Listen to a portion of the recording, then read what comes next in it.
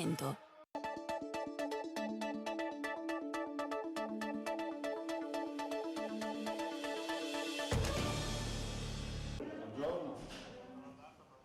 Si serra, va che le avremo gonfiate corrente d'aria. Buongiorno a tutti e buona domenica a voi che siete qui e a tutti coloro che sono collegati, che ci stiano vedendo via televisione o ci sentono via radio o ci vedono tramite i social media, social network e quindi vedono in diretta questo punto stampa. Sono accompagnato dall'assessore Lanzarin, che è l'assessore alla mia destra, l'assessore alla salute e alla sanità, e l'assessore Bottacini, l'assessore alla protezione civile. Allora, bollettino della giornata. Abbiamo in questo momento in isolamento 14.268 persone. Sono sostanzialmente persone positive o persone, diciamo, contatti di positive, che per la politica del Veneto, voi sapete che abbiamo fatto questa scelta dell'isolamento fiduciario, del tema del rintracciare i contatti o quant'altro, ci porta ad avere ormai 14.268 persone. Quanti sono in questo momento i positivi in Veneto intercettati dal nostro team che fa tamponi in tutte le voci? Sono 5.122.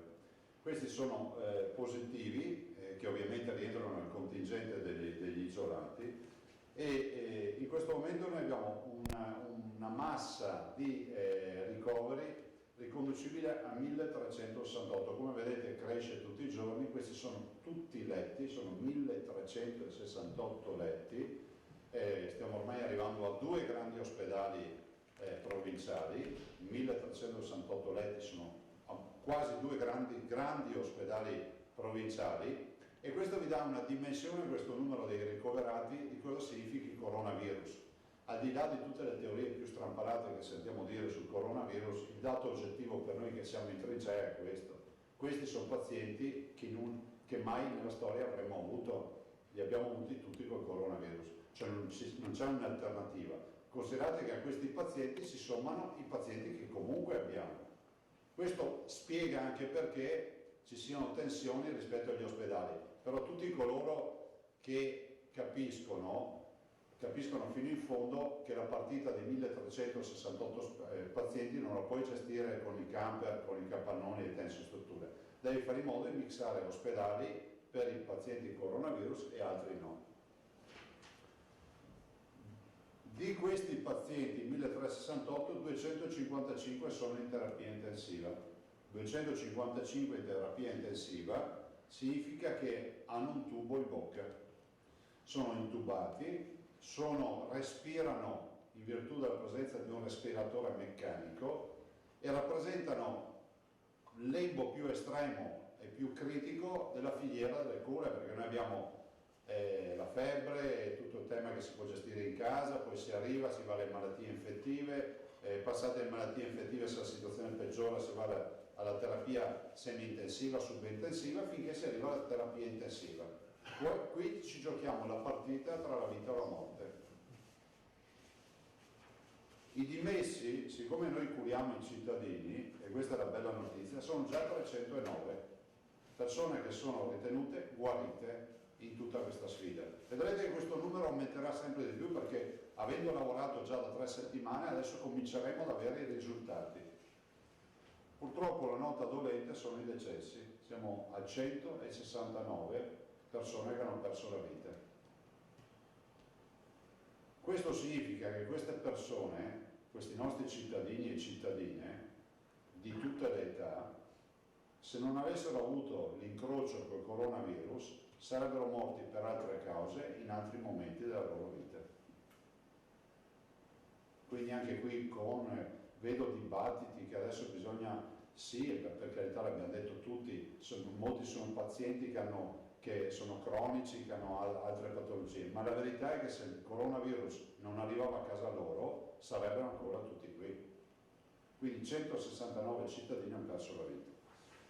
Come vedete abbiamo un quadro che è un quadro assolutamente che ci preoccupa, è un quadro che mi impone di dire ancora ai cittadini di portare pazienza rispetto alle misure restrittive che abbiamo adottato. Io ho voluto firmare l'ultima ordinanza che è valida dalla mezzanotte di venerdì sera circa l'uscita di casa, che la si può fare nel raggio di 200 metri. Qualcuno mi ha detto: perché hai messo i metri? Perché i veneti sono persone inquadrate, i veneti hanno il piacere di sapere l'unità di misura. 200 metri sono 263 passi. Capisco che è un sacrificio, però la possibilità quantomeno di girare per quanto possibile, di uscire di casa e girare attorno a casa.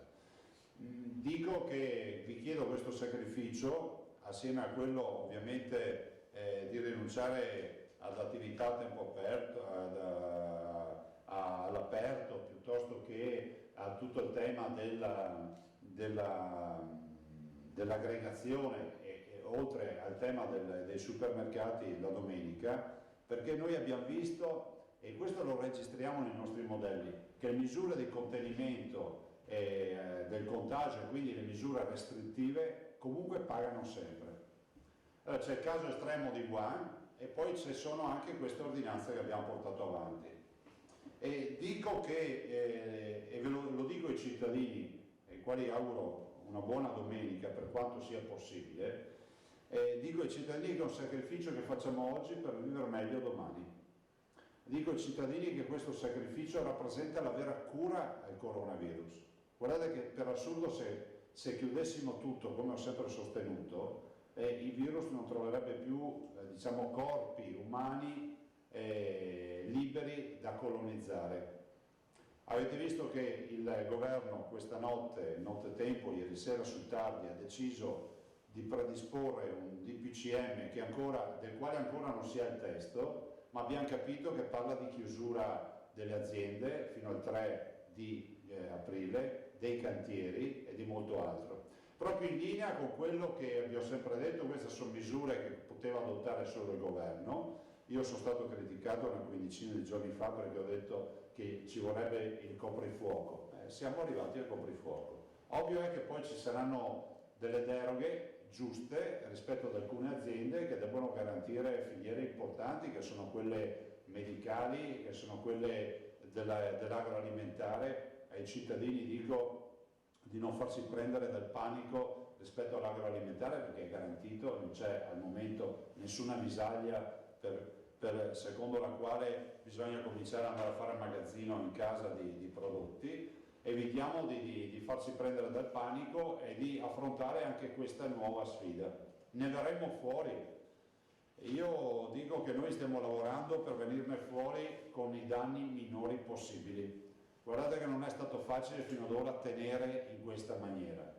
Forse abbiamo avuto una buona dose di fortuna, sì, qualcuno lo può anche dire. Io dico che abbiamo avuto una sanità eccezionale, ringrazio, e abbiamo una sanità eccezionale. Quella sanità che spesso noi veneti magari denigriamo perché l'orario della lista per la prestazione non è di tuo gradimento, perché ti tocca aspettare un po' di più, però vedete che adesso che siamo in emergenza, quando il gioco si fa duro, i duri scendono in campo e questa sanità sta rispondendo bene. Posso dirvi ad oggi che noi abbiamo fatto questa mattina 2 videoconferenze importanti, una con quella diciamo nazionale, con Borrelli, con Arcuri, il commissario e centro di coordinamento. Ho presentato ancora l'istanza delle navi. Noi non possiamo accettare navi che attracchino in Veneto. Non siamo in grado di curare un raffreddore a quelli che vengono da fuori. E non è una volontà di dire che siamo egoisti, è la visione oggettiva di un governatore che ha l'obbligo di garantire la salute prima ai suoi cittadini. Peraltro mi pongo anche un quesito: se a perdere le navi che magari sono fuori da 3 settimane o quello che è, non so, ma mi pongo anche un quesito, lo pongo a livello universale, mi chiedo se c'è ancora qualcuno che fa partire navi di crociera per farsi viaggi in giro in un mondo che è in totale emergenza. Cioè la nave con un solo contagiato ti porta a fine crociera con un lebbrosario, nel senso che è pieno di contagiati. Allora io veramente dico, se è fermo deve essere fermo per tutti. non ci sono ormai più parti esenti del mondo del coronavirus, quindi mi chiedo come mai quotidianamente abbiamo notizie di navi che vorrebbero attraccare qui.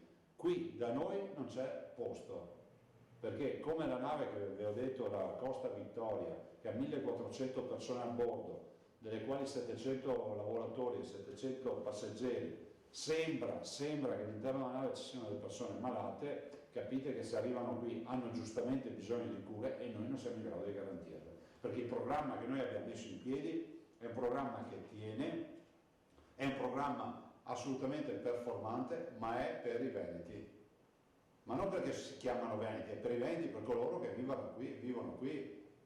E le sanità sono programmate anche per l'emergenza, ma in questo momento siamo programmati per i nostri 5 milioni di veneti che devono essere curati bene.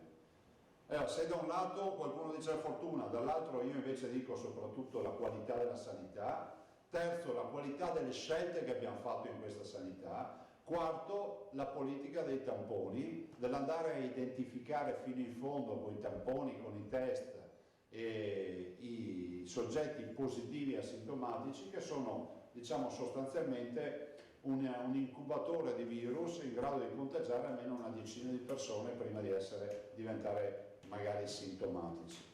Vi confermo che questa mattina nella riunione con i direttori abbiamo accelerato ancora di più sui budget di test, macchinari e quant'altro. Ormai noi ci giochiamo, diciamo, fino in fondo anche l'ultima fiche sul fatto che il sistema del trovo il sintomatico, lo isolo, vado dai suoi contatti eccetera funziona, tanto è vero che domani avremo qui il professor Crisanti che sarà ovviamente lui a validare e a dare, come si può dire, oltre che la regia anche il timbro scientifico di questa operazione, che diventerà ancora più come si può dire, validata scientificamente il professor Crisanti, capo di dipartimento di microbiologia dell'Università di Padova. Tra l'altro il professor Crisanti, per chi non lo sapesse, è un cervello di ritorno, nel senso che lui si è fatto 25 anni in Gran Bretagna, si è sempre occupato di questi temi, per cui anche in questa direzione diciamo che il professor Crisanti ci darà una grande mano rispetto a quello che è il sistema VOI, che esiste ormai a livello internazionale dal punto di vista scientifico. Siamo andati su Le Monde, siamo andati su The New York Times, siamo andati nel Times, cioè tutti scrivono di questo effetto che noi vorremmo, come si può dire, codificare sempre di più e riuscire a pubblicare a livello internazionale. Ovviamente tutto questo per dire cosa? Che di mezzo c'è la vita e la qualità della salute dei nostri cittadini.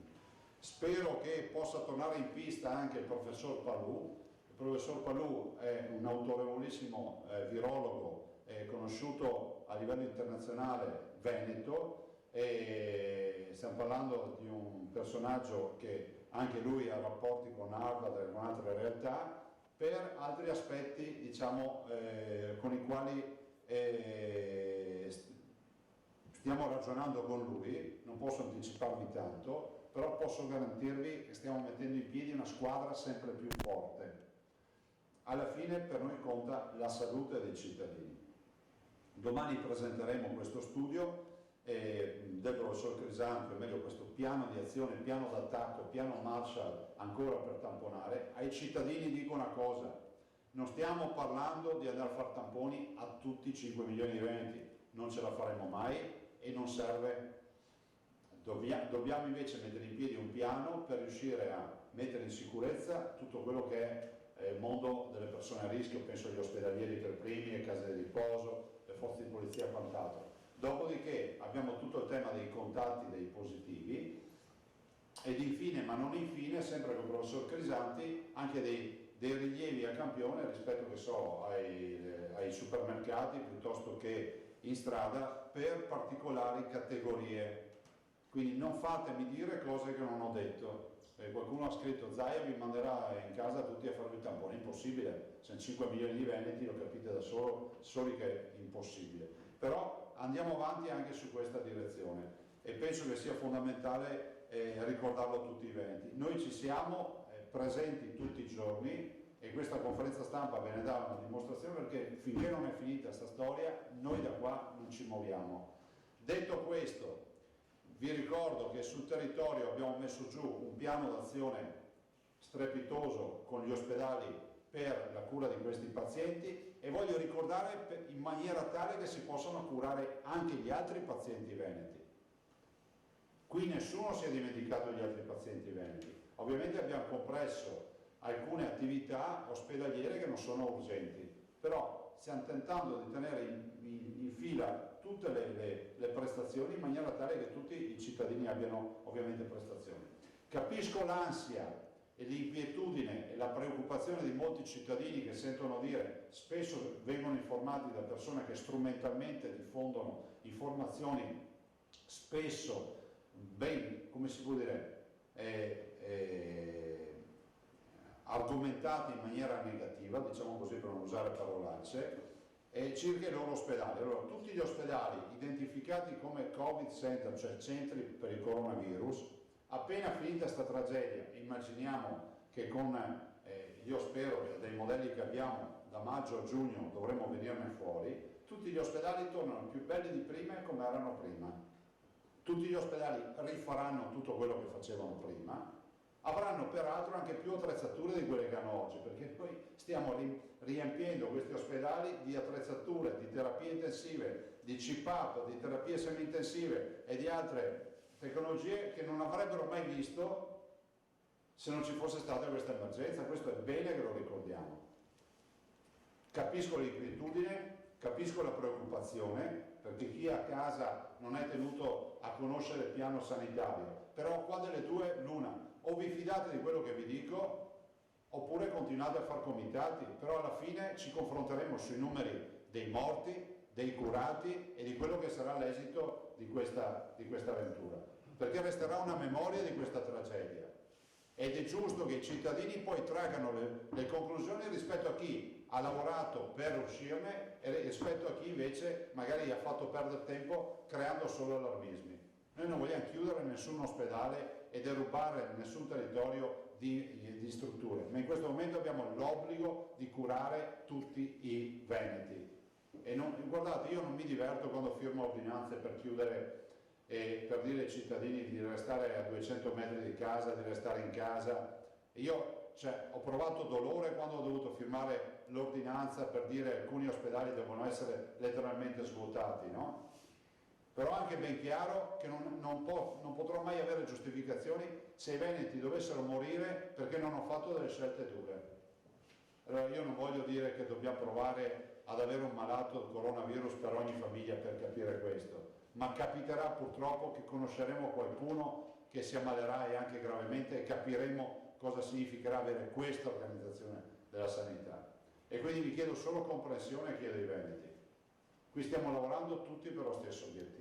Non si sa chi toccherà il coronavirus e non è possibile che ragionando così si pensi che il problema sia solo di quello che è attaccato alla macchina per respirare. È un problema della società e non posso neanche accettare che qualcuno sostenga che alla fine stiamo facendo operazioni per i più anziani.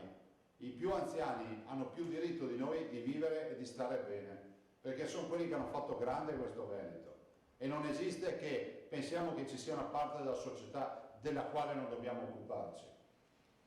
Già vediamo le tragedie che ci sono dentro alle terapie intensive, vediamo le tragedie che ci sono nelle case di riposo, che in alcuni casi sono diventati degli incubatori di virus, ma comunque combattiamo per salvare la vita a questi anziani. E poi non pensate, lo dico ai cittadini, so che domenica non abbiamo solo anziani in terapia intensiva, abbiamo ragazzi, abbiamo giovani, abbiamo adulti, quindi ce n'è per tutti, che nessuno vada a nanna stasera pensando alla sua carta d'identità e dicendo io sono fuori perché ancora non sono pensionato. Posso garantirvi che abbiamo persone di 30 anni attaccate al tubo di terapia intensiva e non hanno altre patologie. Abbiamo bambini, quindi proprio per questo abbiamo l'obbligo di essere a fianco ai veneti. E il minimo sacrificio che chiedo è quello di dire capite che se abbiamo fatto delle scelte sul territorio le abbiamo fatte per tutelare la salute di ognuno di noi, non per togliere ospedali e perché la follia di voler firmare ordinanze ci porta a questo.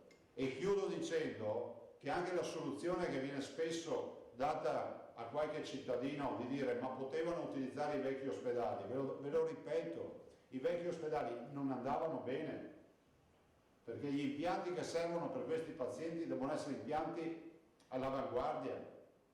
Le tubazioni dell'ossigeno si congelano da quanto ossigeno aspirano questi pazienti. Sono pazienti particolari, hanno bisogno di una mole di gas, di ossigeno per restare in vita paurosa, crea il ghiaccio negli impianti, e negli impianti vecchi no, ci sarebbe solo bocchette ghiacciate e l'impossibilità di curarli.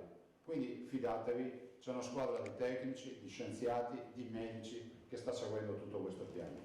Infine, prima di passare alle domande, voi vedete che sta girando un video. Noi siamo all'avanguardia per la sperimentazione di molti farmaci. Ieri abbiamo parlato di quel farmaco impronunciabile ma che comunque si utilizza per la cura dell'artrite reumatoide. Avete visto che gira l'ultimo video di un farmaco giapponese, l'Avibad, mi sembra Avibad se si chiama, non vi dico il principio attivo perché è un nome impronunciabile anche quello.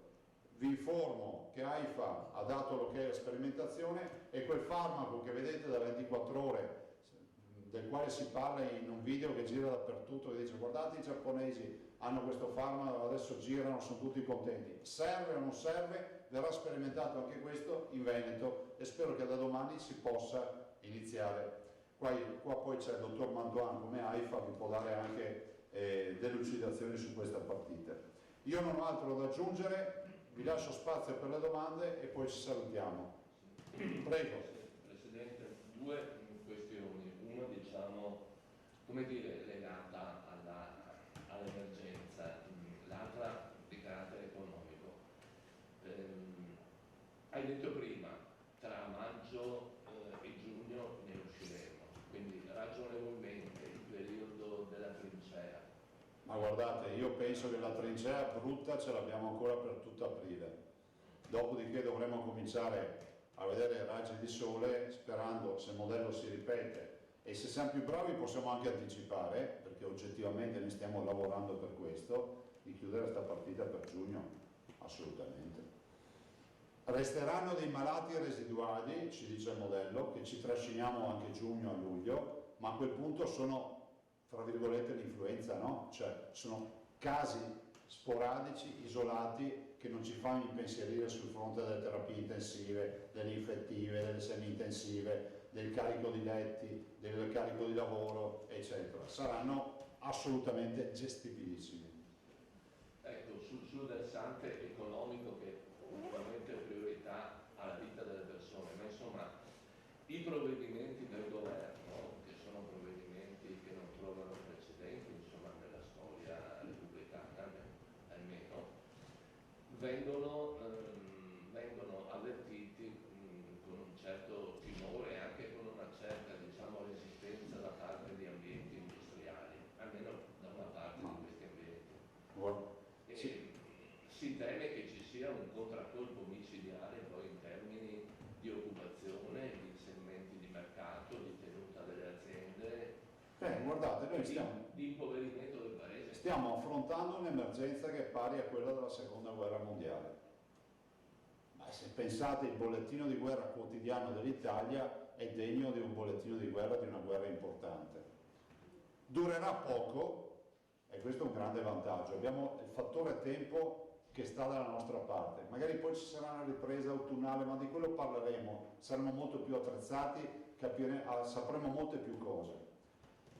E è ovvio che oggi noi siamo davanti, capisco tutte le posizioni, capisco le posizioni di chi ha già chiuso per fare una scelta di prudenza, cioè imprenditori che dicono chiudo perché quando ho un positivo comunque metto a repentaglio la vita di tutti i miei lavoratori e hanno chiuso. C'è chi ha chiuso perché le frontiere ormai o chiuderà perché le frontiere sono chiuse, è inutile, non abbiamo un mercato aperto, Schengen non esiste più, è un ricordo della vecchia Europa. C'è chi ancora resiste, convinto del fatto che sia inutile, e anche chi è preoccupato di chiudere. Guardi, io non biasimo nessuno, però mi viene in mente Pirandello e il racconto dell'uomo nella giara. Cioè, salviamo la vita all'uomo e spacchiamo la giara, o salviamo la giara e muore l'uomo?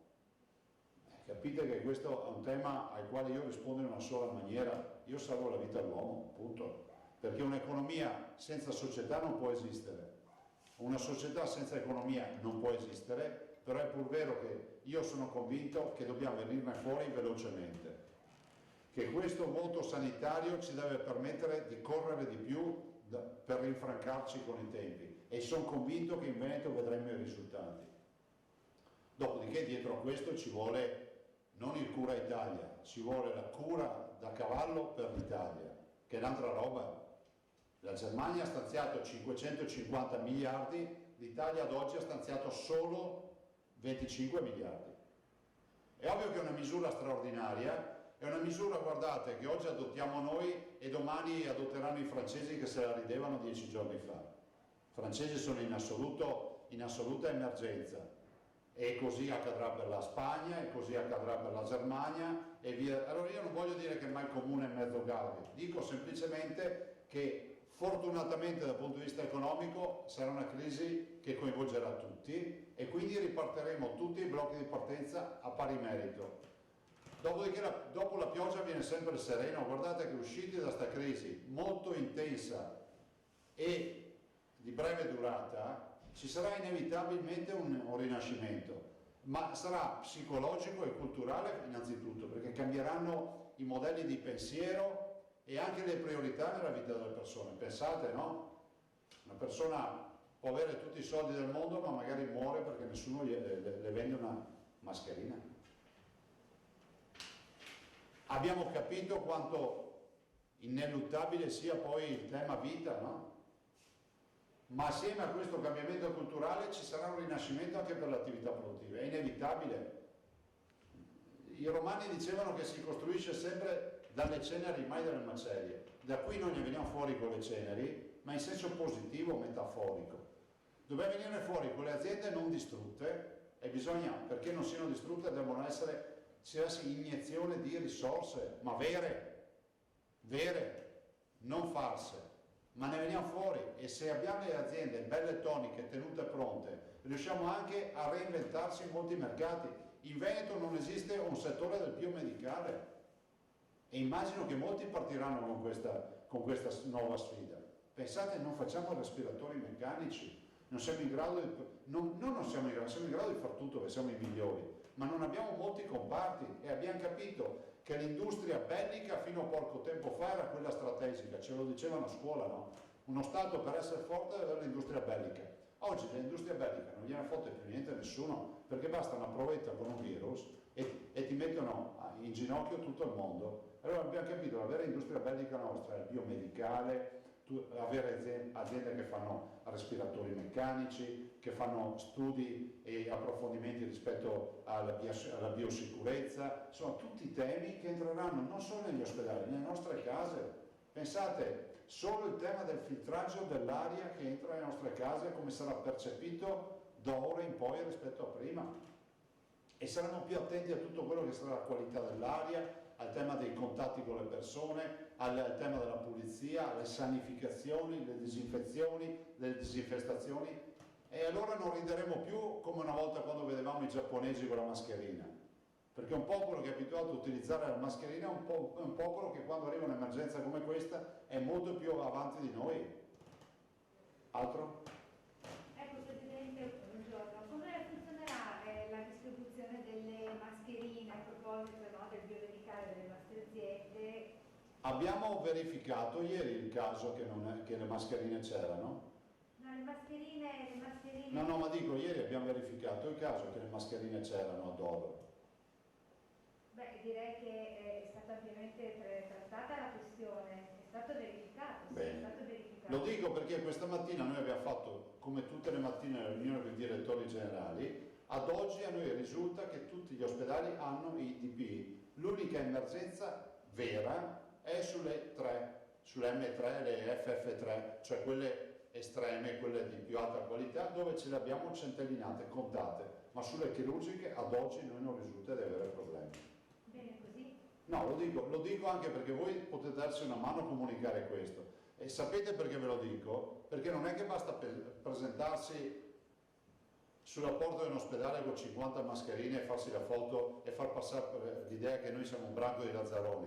Noi ne stiamo comprando 2,5 milioni di mascherine a botta, non a 50 una scatoletta, perché non può neanche passare l'idea che il vicino di casa salga all'ospedale e un'intera amministrazione con 54.000 dipendenti non è in grado di trovarsi le mascherine. Non era assolutamente. Ma non lo sto dicendo a te, lo dico a tutti, dateci una mano. E se avete qualcuno che vi dice che non ha la mascherina, fatevi dare il nome e cognome, lo verifichiamo assieme. Ma non è per far, come si può dire, per fare ritorsione a chi ve lo dice. Mi permettete di fare una verifica puntuale? Prego, mi dicete le altre mascherine. Le mascherine, quelle prodotte made in Veneto. Poi parlerà l'ingegnere Bottaccini, l'assessore, e vi spiegherà tutta la distribuzione. Franceschi ce ne ha date 2 milioni. Non escludiamo adesso, se riusciamo a trovare un accordo, di stamparne altre 4 milioni e poi vi dirà come si distribuiscono. Però anche qui non c'è scritto in nessun manuale che dovevamo fare le mascherine, le abbiamo volute fare noi per regalarle ai veneti, per tamponare un po' questa deficienza di mascherine che c'è sul mercato. Cioè, che non passi l'idea che è diventato un diritto avere la mascherina perché non ce la facciamo. Quindi dopo vi darà tutte le spiegazioni. Altro? Avrei un po' di domande. Prego. Dei colleghi. Allora, cominciamo con la Cristina Giacomuzzo, dice: lei ritiene opportuno, visto che si parla di mascherine, rendere obbligatorio l'uso delle mascherine e dei guanti nei supermercati, nelle farmacie piuttosto che nelle Ma guardi, la verità è una sola. Quando io ho pensato a sta mascherina con Franceschi, che sento ormai 3 volte e 4 al giorno, ho pensato al fatto che nonostante la comunità scientifica dicesse che non serviva la mascherina, io ho sempre pensato che se uno davanti alla bocca c'ha qualcosa, evita di infettare e evita di essere infettato. Poi abbiamo anche scoperto che abbiamo veneti che cominciano a chiedere le certificazioni. Allora, prima giri con la mano o con un pezzo di carta, dopo ti danno questa roba qua e ti poni anche il problema se è certificata. Fai a meno di metterla. Questo è omaggio, se la vuoi te la metti, se non fai a meno. Io la porto tutto il giorno, tanto per capirsi, i miei assessori sono testimoni, io porto questa, perché è pratica, la metto su, non ci metto tanto tempo, tira bene e quindi non ho nessun problema. Queste le mascherine. Quindi mascherine, secondo me, se fossimo messi tutti nelle condizioni di portarla, di averla, sarebbe bene portarla, a prescindere che vai al supermercato o vai da qualche altra parte. Alda Ranzan, Gazzettino, Conte ieri sera ha detto supermercati aperti, resta il suo divieto di apertura o no? Ma adesso dobbiamo verificare questo rispetto al DPCM, è proprio un problema di norma gerarchica. È pur vero che se la norma gerarchica prevede che il DPCM sia, come si dice, sovrasti la norma, un'ordinanza, e vuol dire che si va in quella direzione, se no noi confermiamo la nostra che va fino al 3, che quindi significherebbe chiusi anche domenica prossima, niente di più, cioè poi stiamo discutendo di questo. Però daremo comunicazione, ma non ne facciamo una questione di contrapposizione, cerchiamo di capire se la norma viene prima oppure no. L'alto Vuoso dell'ANSA, l'alto numero di nuovi casi di positivi e di persone in isolamento fiduciario è sempre secondo lei in correlazione all'alto numero di tamponi effettuati? Beh certo, sì, sappiamo i casi perché andiamo a tamponarli, perché andiamo a isolarli, cioè noi la tecnica la stiamo portando avanti. Vi dico che sui tamponi abbiamo delle difficoltà, questo ve lo devo dire, difficoltà ad avere reagenti, noi ce li facciamo in casa, però abbiamo difficoltà perché abbiamo delle attrezzature, delle macchine che abbiamo comprato per le quali i kit per far tamponi cominciano a mancare, perché forse il dimensionamento che è stato dato non pensando che ci potesse essere una regione come noi di pazzi, squilibrati, che si fossero inventati, ci siamo inventati questa nuova strategia del tampone, dell'isolamento. Ma insomma, in qualche maniera ne verremo fuori, abbiamo discusso quasi 2 ore oggi su modalità alternative per continuare a fare tamponi. Fra l'altro domani arrivano già 8 macchine per leggere tamponi e le distribuiamo a diverse ULSS e insomma l'azienda ospedaliera di Padova, che è quella al centro, l'epicentro, fa addirittura turni anche a 24, vediamo di mettere almeno 3 o 4 macchine in modo tale che si possano fare qualche migliaio di tamponi in più al giorno. Io avrei come ultima domanda, se non ne arrivano nel frattempo da me o i colleghi non ne hanno altre, dal Mas di Asca News. Lei per caso sa quanti sono i medici veneti che hanno risposto al bando del governo? No. Seconda domanda, lei come si spiega comunque una adesione così straordinaria da parte dei medici?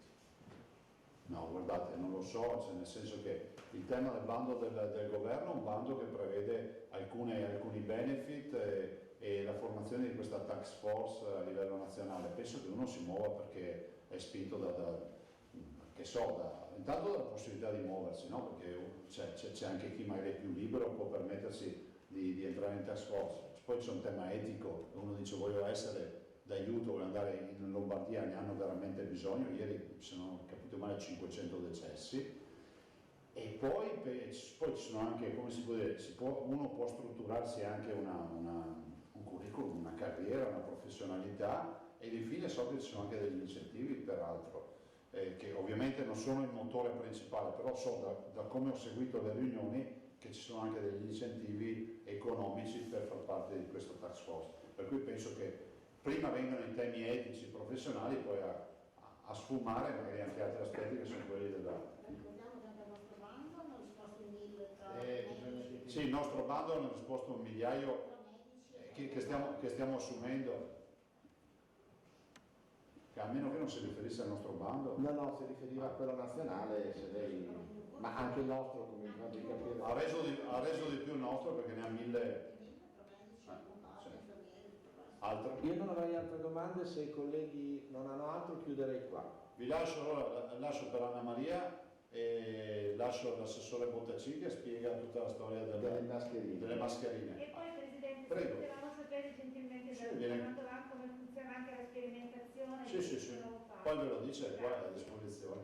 E poi l'assessore Ranzarin sa aggiornamenti. No, noi daremo anche magari domani, potremo dare anche il tema delle spese. Ormai va sfumando perché avendo chiuso le aziende non servirà più. Però voglio ricordarvi che noi l'abbiamo fatto perché l'11 marzo era stato fatto l'accordo, poi è stato fatto il DPCM, poi successivamente l'accordo con le associazioni sindacali per tenere aperte le aziende, cioè a livello nazionale, per cui noi l'unica roba che potevamo fare è mandare i controlli.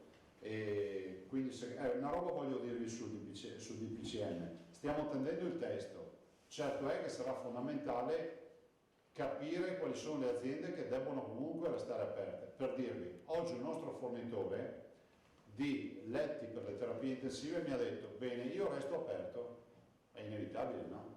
Però ho l'azienda che mi fa i particolari di plastica impresso fusione che deve restare aperta per darmi il kit, e poi c'ho quello del trasporto che deve restare aperto, e poi c'ho quello della ferramenta che mi deve restare aperto. Quindi ok la suggestione One, però la suggestione One aveva anche le fonderie ancora aperte, vi voglio ricordare, perché poi se noi facciamo vedere per comunicazione le nostre strade vuote di giorno e di sera è una roba, ma poi c'erano anche da loro aziende aperte, perché non è che puoi fare on-off per tutto non esiste.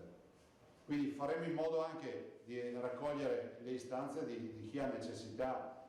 Pensate, se l'industria alimentare deve restare aperta, mi diceva un nostro grosso produttore di biscotti, mi diceva senti, però io ho bisogno dei film plastici che mi arrivano dalla Bulgaria per riscatolare questi, e quindi mi serve la logistica, mi serve quello che fa le macchine cioè, c'è tutto un tema, lo dico per essere come corretti nei confronti dei cittadini, però non sono carte nostre questo. Franceschi resta aperto, deve farsi le mascherine, ci mancherebbe altro. Però lo so, dovrebbe essere più Sì. di logica. A rigor di logica sì, ma a rigor di pratico no, perché deve farmi le mascherine. Grazie.